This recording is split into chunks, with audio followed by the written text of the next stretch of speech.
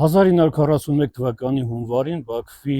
տուրբինային հորատման փորձարարական գրասենյակից նամակ ուղարկվեց Կրեմլ։ Նամակում մասնավորապես ասվում էր, որ իրենց երիտասարդ ինժեներներից մեկը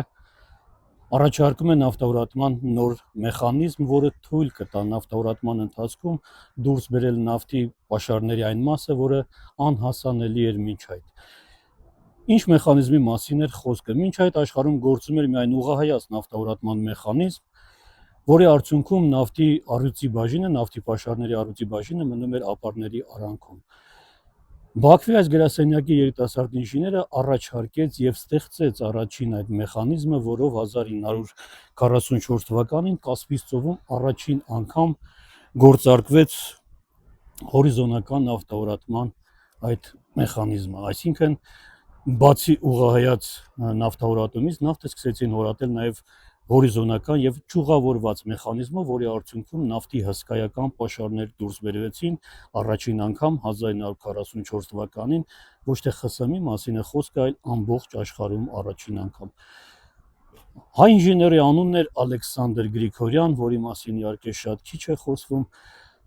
Նրա ղեկավարությամբ նա հետագայում ղեկավարեց գիտահետազոտական ինստիտուտը եւ ԽՍՀՄ-ում բացվեցին տասնյակ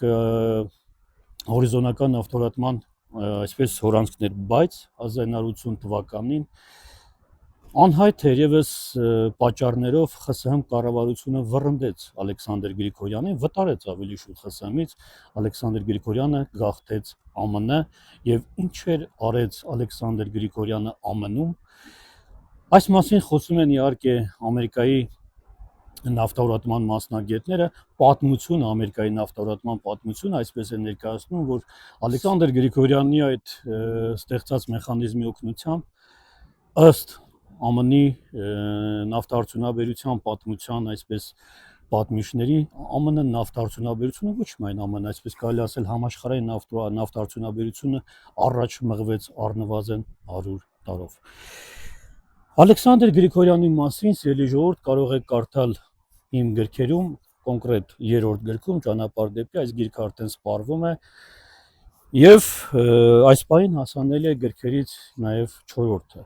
այսինքն այս պահին հասանելի են երկու գրքերը՝ ճանապարհ դեպի եւ Մշուշոտ ճակատագրերի երգը։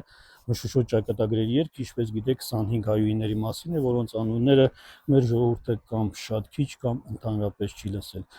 Հիշեցնեմ, որ գրքերը գրախանութներում չկան, օնլայն հարթակներում գրքերը չկան, սիրելի ժողովուրդ, դրանք կարդալ հնարավոր չէ, դրանք հնարավոր է ձեռք բերել միայն պատվերով, հեռախոսահամարները դուք կտեսնեք մեկնաբանություններում։